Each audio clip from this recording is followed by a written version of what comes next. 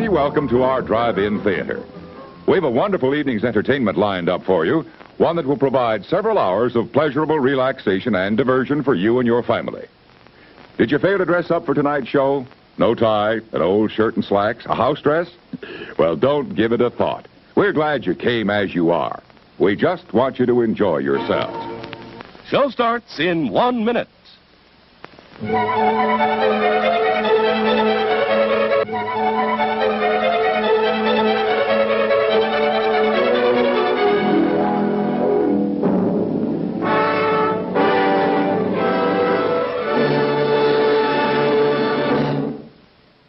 Hey guys, how's it going?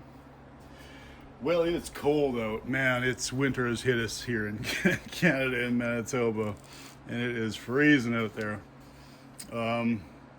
But that doesn't stop us from having some heat on in the shop and doing something other than sitting on the couch and watching Flavored Channel and Shed by the Tracks, which, by the way, one of those guys, and maybe the second guy soon, has got some merchandise that you might be interested in, so go check them out. Anyway, what I got here on the shop bench, this is a lead-in. This is a segue into what the actual project is. So here we got, how do I even preface this? This is such a long story, but I'm just gonna kind of shorten it up. So we got two engines here. Two Maytag engines, as a matter of fact. So these would have been used to run washing machines. And these guys were looking at probably about 1918, somewhere in there, 1919, 1917 maybe. They're half horse Maytag engines. Now Maytag did not originally build engines. They started out by buying out a company called Elgin, and for a very long while they had like a combination Elgin, and then they had Elgin motors, engines, and then they were using their own parts on Elgin engines, and that's kind of where this is all going to today. We're going to end up anyway. These are upright engines. They are fairly rare. Unless you're involved in antique small engines, you may never have heard them. And even if you are involved in antique small engines, you may never have seen these. And you may never even heard of them. You've probably heard of twin cylinder Maytags and Maytag 72s and 72s, 82s, 92s. These probably you never would have heard of. If you did, good. And if you got one, wow, lucky you. I got two.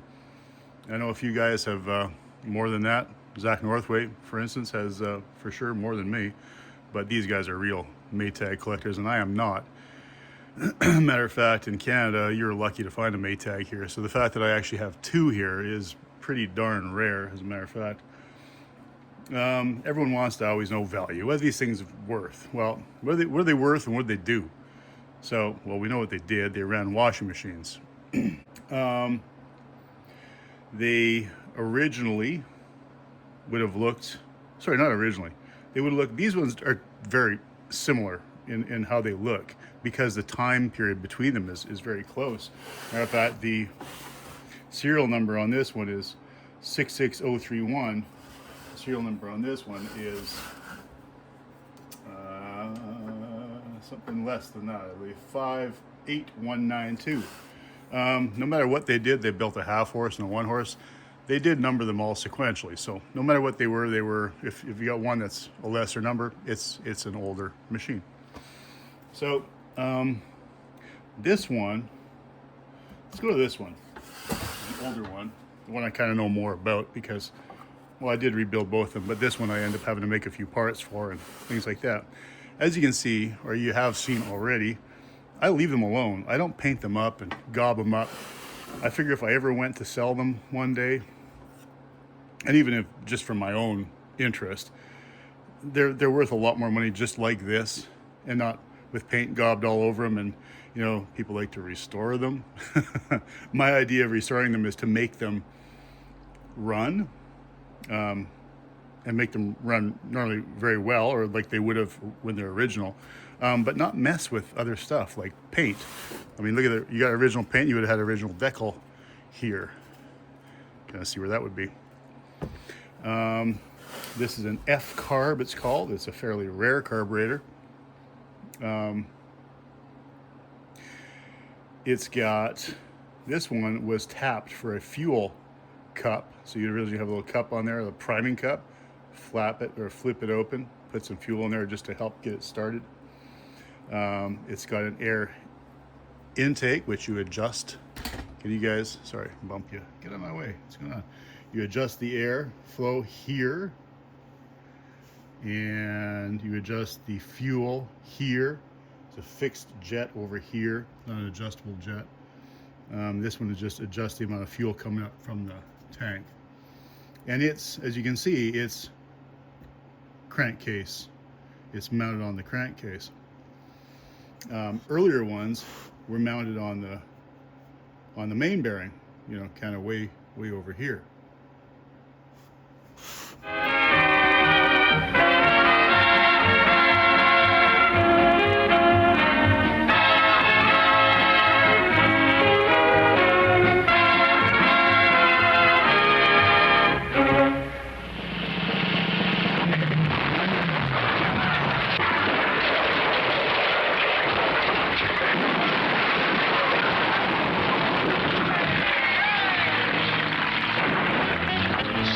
Arena, the long-awaited story of the Hell Drivers, a crash-crazy, death-defying, don't-give-a-damn breed of men and their crazy breed of women, hell-bent for destruction. Crash Chambers, the veteran, he smashed one car too many. Dusty Russell, the newcomer, he learned to hell drive with a trunk full of illegal booze and a sheriff on his tail.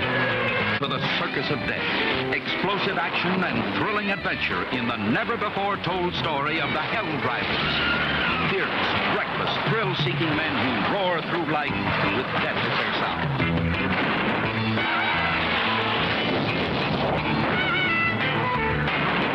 Steel Arena tells it all. Their wild ambitions, their reckless loves, their daredevil madness, their obsession with tearing metal and smashing steel.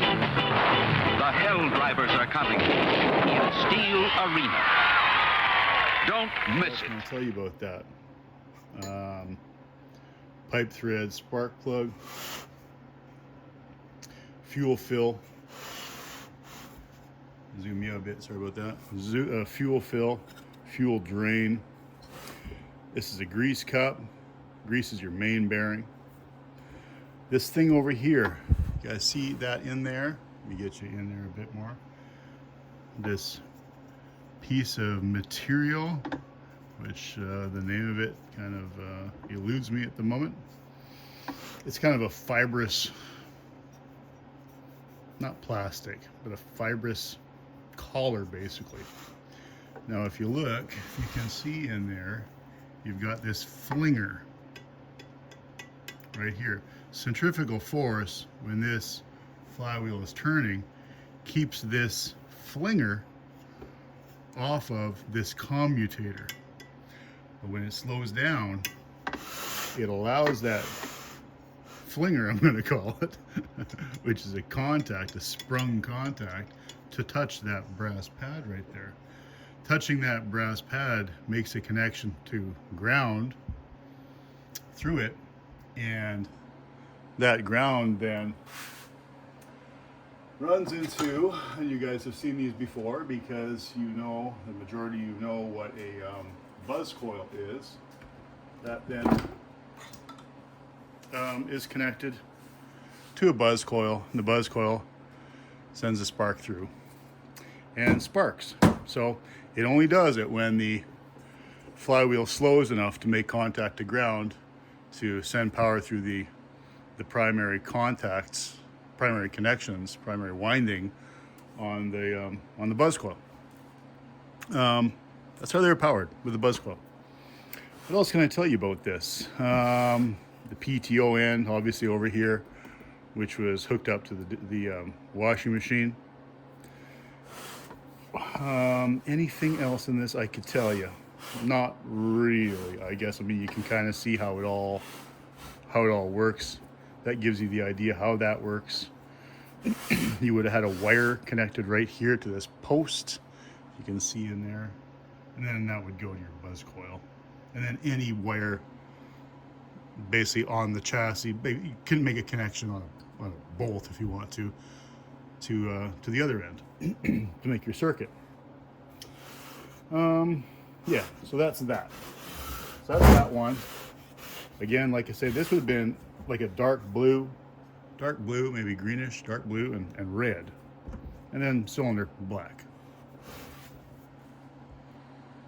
Other one, almost identical. The carburetor is a little bit different, but almost identical. You're looking at it, you kind of look, it's been refined quite a bit in its castings. This is all quite nice and tidy. What I'm going to show you in a little bit is something that's older than this and nowhere near as refined and quite rough, as a matter of fact. That's that one. This other one, again, same idea. Slightly different carburetor. Adjustment here instead of your other adjustment, which you'd seen, which just adjusts the fuel coming up from the tank. Same thing, you can see the patch. Oh, by the way, sorry, what I failed to also mention was moving that commutator. Probably easier to show you on the other one. Moving that commutator. If you turn the commutator, which the only thing that holds that commutator in place is this screw or bolt or whatever that's got it pinched. Moving that adjusts your timing. So if you were to turn it this way, you would be, you would be retarding the timing because the flywheel turns this way. So you turn it that way, and it would just spark later, and you'd have retarded timing. Move it this way, you've got advanced timing. So that's another feature. And by the way, failed to mention, in case you hadn't figured out, it's a two-stroke engine. It's a two-stroke engine, and it's also, and this is debatable, but I don't think it is, it's also a hit-and-miss engine. A lot of people don't think two-strokes are hit-and-miss engines, but this is hit-and-miss. RPM speed governed, but in this case, they don't lock out and hold open the exhaust valve. They lock out the spark. So the way that you're hitting and missing or maintaining RPM is by changing when the spark happens, when the firing happens inside the cylinder, as opposed to basically removing all source of vacuum from the cylinder. So that's the difference there. Anyway, you guys want to see a video of one of these running? Okay, let me just stick that up and just have a look at that for a second.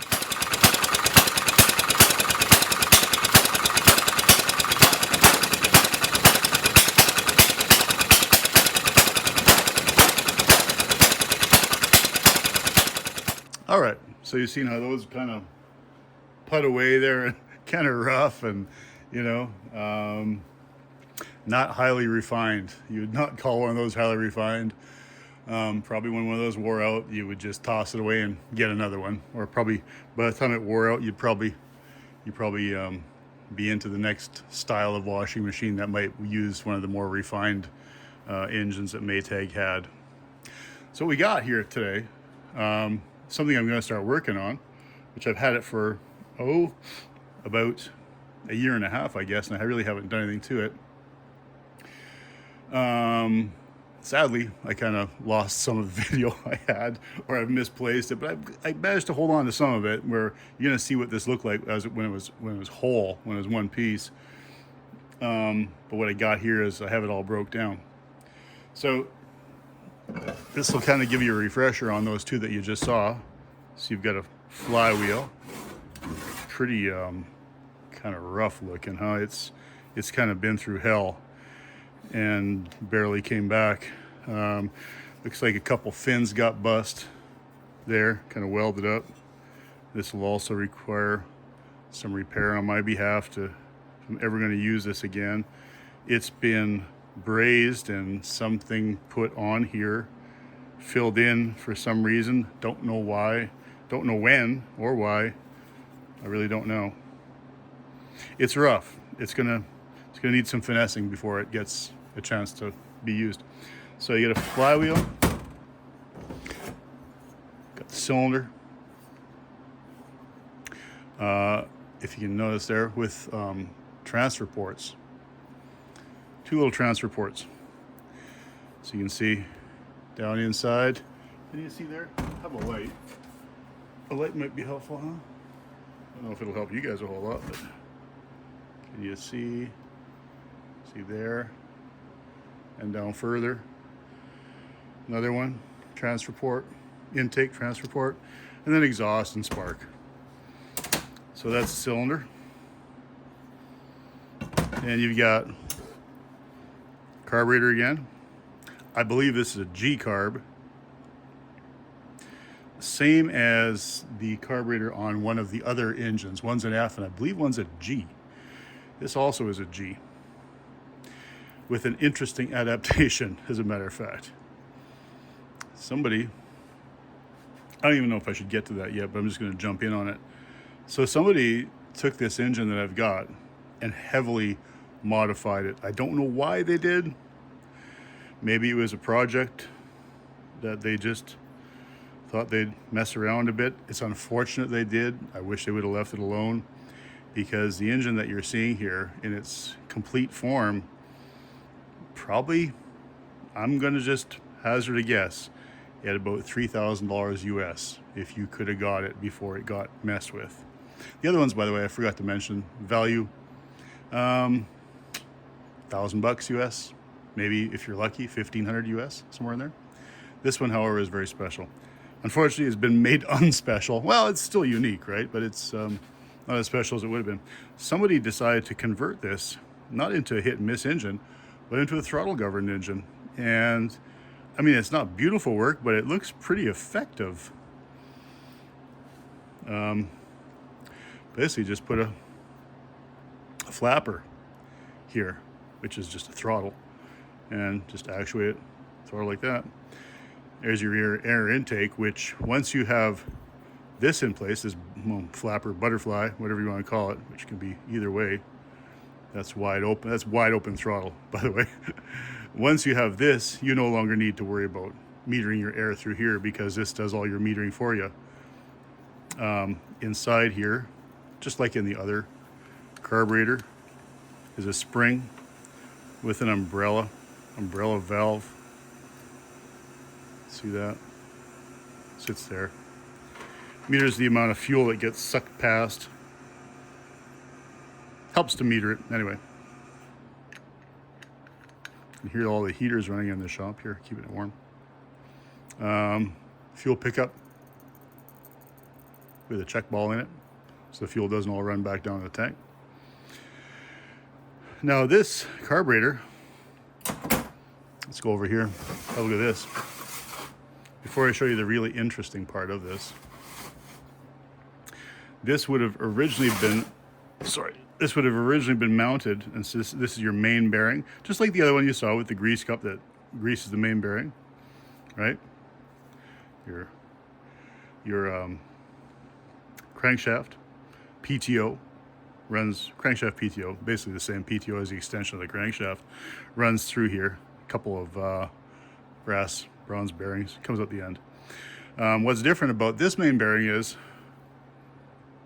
the intake was on the main bearing back then. This predates those two other engines. It also would have had a rotary valve to better meter the fuel intake. So it would just kind of open, just as the piston was at bottom dead center, I guess, and then open as the piston lifted and created vacuum and sucked the charge through, and to avoid pushing exhaust back out, this would be closed up on exhaust, right? So the exhaust would get through the transfer ports and then up and then back through the intake, through this, through here and then through the intake. So that in itself is fairly unique. Unfortunately, like I say, it's not original. It's been messed with. When I got it, it had this plate covering it, which Maytag actually later did when they were mixing parts, because after they had these were very fussy. They were really temperamental to keep running with this arrangement of this main bearing intake, fuel intake. Very temperamental, especially getting the timing, everything just right with that kind of a rotary valve, which Rotax kind of eventually perfected that on their snowmobile engines. Anyway, they had this covering this and blocking this off. So why did they have that blocking that off? It's going to be a long story, huh? Because somebody decided they were going to adapt that carburetor and put it here on the side of the crankcase instead. They even went to the trouble of drilling a hole in the top plate, which is cast into the crankcase. And they didn't do a terrible job of it. It's just that it was probably unnecessary, because they could have left that alone and left this attached here, which is where the main goes, and just use the existing wide open the way it was. Could have done that. Didn't have to change anything. Could have left their little throttle right there. Would that have worked? Yeah, they would have probably had to relieve this opening a little bit, so that would kind of open up into it. Not a big problem, I guess, if you're going to the extreme of doing that. So anyway, another interesting modification.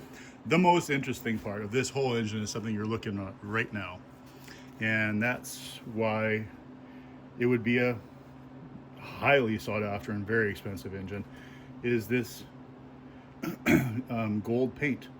This gold paint would have said patent or pt pending. Would have painted it on there, and in later ones like this, they would have stenciled it nicely. They would have even had a sticker, like maybe a water transfer made up.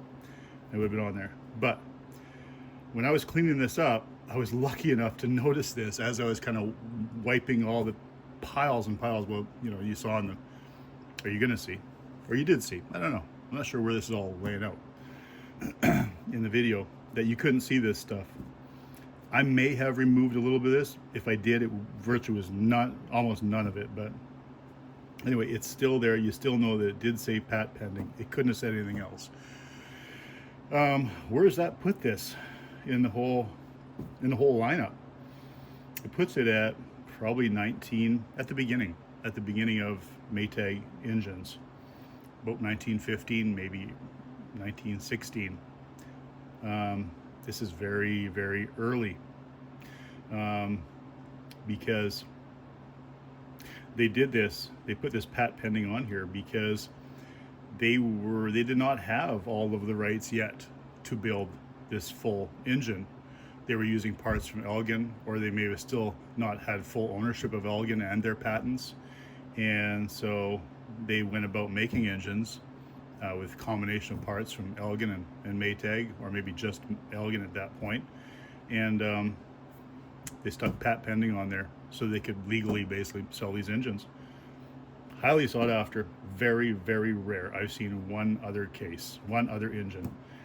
I've seen two other engines, both the pat pending paint, both those are a little bit different on each one, and understandably so. This was not probably really well thought out. They just kind of sprayed on there, probably had a stencil and painted over the stencil and filled it in. You know that it's also a early base because this fill here and a very small drain over here. Also, you saw on the crankcase how it was nicely casted and and very smooth with a little bit of a hump there. Wow, these are real rough. Like I'm not sure how they went about making these, but it was very crude. It was very crude casting.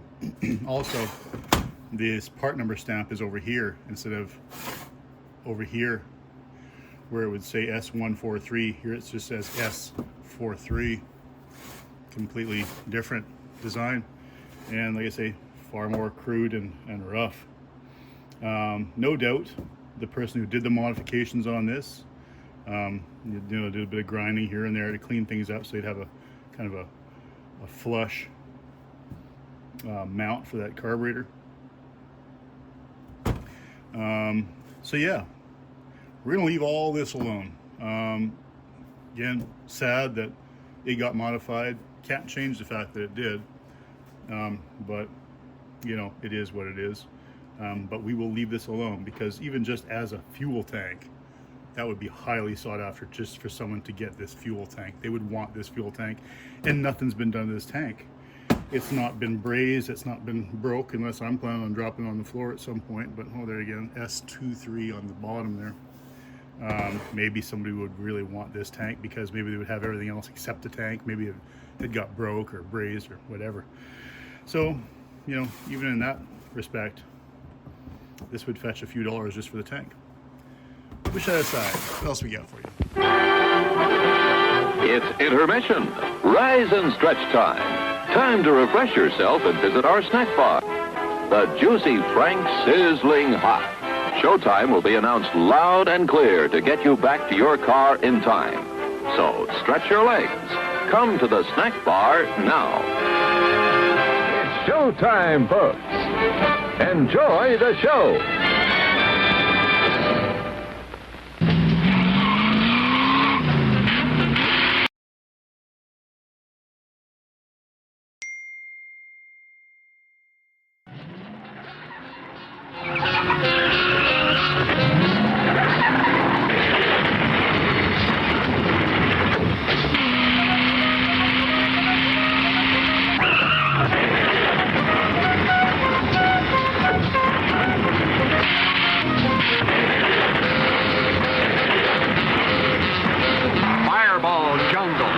Unforgettable motion picture exploding violently on the screen with fury and raw emotion.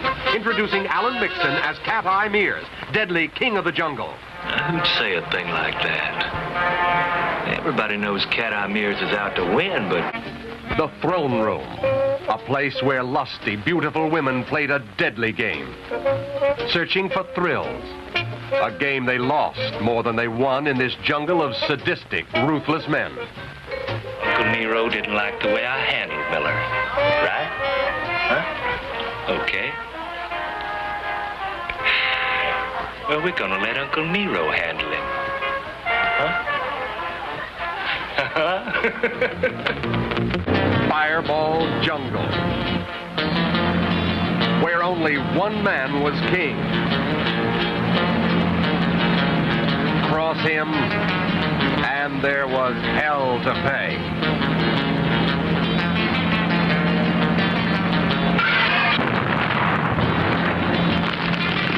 See the throne room in all its sensuous splendor. See spectacular destruction. For excitement, thrill, and unforgettable experience, don't miss Fireball Jungle. Crank. PTO, basically. Crank pin. There's a lot of interesting things that went on with this too. Piston with a very wore big end bearing. Maybe was wore right through because maybe somebody had brazed that up. This engine got a lot of use. And remember I showed you that commutator? And if I haven't shown you pictures of what it looked like on the engine, I'm going to show you right now. Okay, yeah, so that's the video on how that worked. So they had converted this commutator, which still had the patch. They left the patch on there as a connection for the primary circuit for the buzz coil. But I mean, look at the wear in this.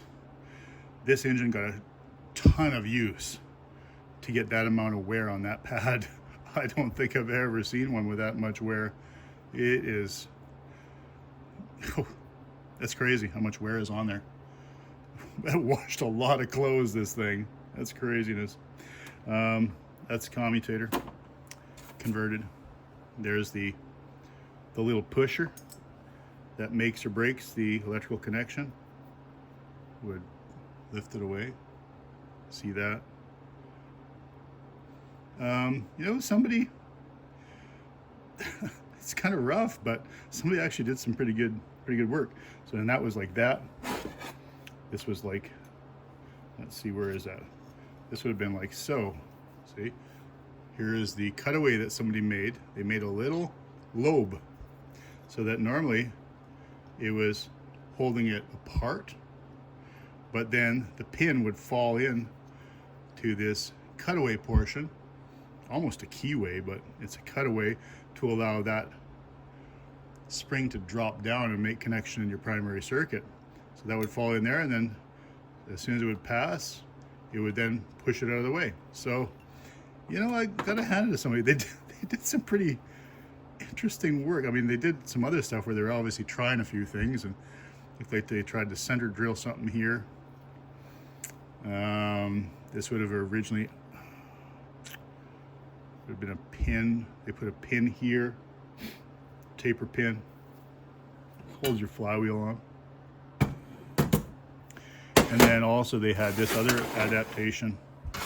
Sorry for getting in your way, guys. I could probably move that camera, make things easier. But they had this other adaptation where they had this, and you probably saw that in the video already. They had this here, these two rods here, this going across the top of it. And I can only surmise that they wanted to keep this whole thing as one kind of a package deal. I was looking at and wondering for the longest while what the heck they would have, why they would have had that, and best I can come up with is they probably had buzz coil mounted right there, just kind of mounted there, or well, it wouldn't have been that way. Yeah, probably. Let's see. This is the wrong kind of buzz coil. Hold on a second. Let me just get the right one. It's the wrong style. Doesn't show it off properly. There, it looks like that. your high tension lead out in your primary circuit here and here. So that might have sat, probably not, maybe something like that. There with those bars over top. Like so, probably. I don't know. Something like that anyway. Best I can guess. I don't know else why they would have that kind of clamp down setup, and it wouldn't have done anything else physical. It wouldn't have enabled anything to happen otherwise. That's just, this is not a taper pin. Somebody made this up as a taper pin. Now, did they taper the pin or did they taper the hole? Don't know. Anyway, how did it all go together? That's probably would be interesting, right? You're going to see that over the time here while I'm doing this, but you know, basically, you had this piston goes this way with the bend this way. This goes in here like so. Which, by the way, this is actually a nice fit up. No need for me to even make a bearing. It's actually a good fit. So anyway, this goes here like so. And like that. You can tell it's a good fit. It's fighting with me. Then this guy is going like so. Fits up on here. Right, main bearing. What keeps this from sucking air in is basically the grease. The grease keeps that kind of tight. It's like a crankcase seal. The grease is the crankcase seal. Piston obviously goes over top. If you're looking at the piston, or sorry, looking at the cylinder, you can see there's a taper there. That taper just enables you to get the rings and the piston and the rings to slide into that cylinder. That's why they, if you've ever looked at an engine, they've got a taper in there. That's just to enable that to happen, for you to get that piston with rings in there. So anyway, that goes this way. and flywheel goes on here onto here. This commutator, I missed putting that on, but it would go. Let's get that on for you. The commutator would have gone here. There's a hole here, by the way, through here. It helps you get a little bit of grease underneath that commutator so you can rotate it. It's also got an outlet inside the main bearing to grease that PTO or not necessarily PTO, but well, it is PTO, but crankshaft. That presses, that's on there pretty tight. I mean, that goes up against in there, and then your flywheel goes up. And that's how that all works. And then again, this would have originally been over here. Originally. Now goes in the front. So, anyway, what are we doing? What's my plan? What is my plan? I don't think my plan is to start it today, but my plan is to just make it work. And this design, this can work. I don't see why it wouldn't work. I think it will work. And you're going to find out with me if it's going to work. I'm 90% sure this will work out. It'll just be a throttle governed engine. It'll just speed up and slow down. RPMs will speed up and slow down based on the amount of fuel and air that comes in via this butterfly. But what are we going to do? We're going to keep this. We could, I could probably make another one of these. Would that be interesting to you guys to make another one of these? There's a lot of fudging going on there. A lot of stuff that doesn't look like it needs to be there either, but wouldn't need to put a brass patch in there, that's for sure. It could be just simply it could work also as the timing adjustment, because you would just move this to accommodate. I mean, the pin would go up and down inside here, right? Push up and down.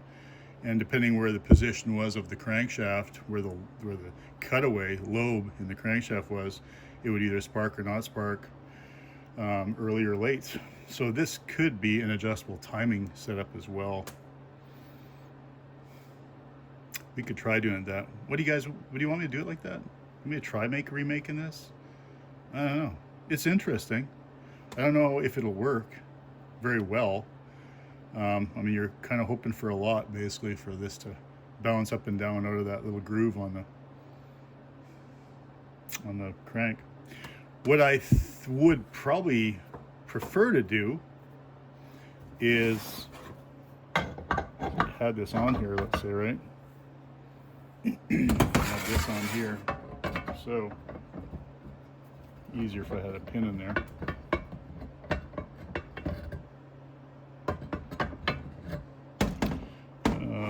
What am I doing wrong? Doing something wrong.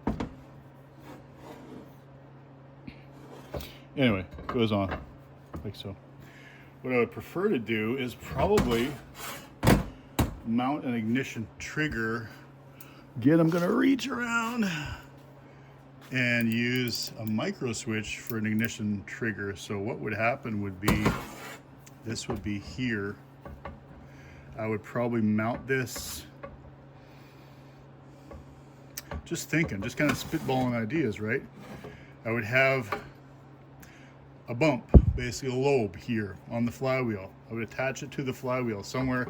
I would decide in what kind of quadrant it would have to go in depending on where the piston position was, and then I would have this distance of adjustability in my timing. And then this micro switch would just tap against that, basically. And this micro switch, most micro switches have normal open, normal closed. So you would have that as, would be normal open, and then when it tapped, it would go normal close, which would complete your circuit, your primary circuit. But how am I going to get it to get there? Eh? How am I going to make that happen? So this is going to be about here, roughly.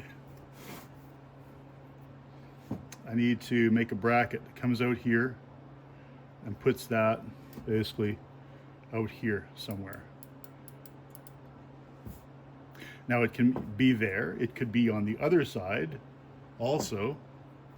If being over there would be in the way, I could have it on this side, right? Where it would be, maybe it'd be easier over on this side. Could also be, could it be that I could put it to, sorry, that would be this way. Could it be that I could have it bounce against a new piece of commutator? I could make a new commutator ring with a bit of a, what am I doing here? With a new bit of a bump in it. Could just mill a bump into it. Could make it, I could cast something out of resin. So that would be like that. That doesn't even make any sense. I couldn't do it like that because the commutator doesn't turn.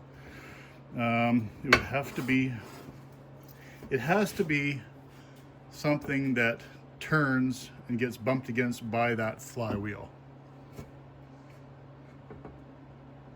So it's going to have to be outboard, and it's going to have to be against the flywheel. It's going to have to be a bracket off of the flywheel that taps it, which might be too much hanging out. You're better off just kind of build out, I think, to the flywheel than to do anything else like that. So would I want to do it over here? Or do I want to do it this way or that? You know, this side or that side? Tell me what you guys think. I don't know. I'm going to wrap this up.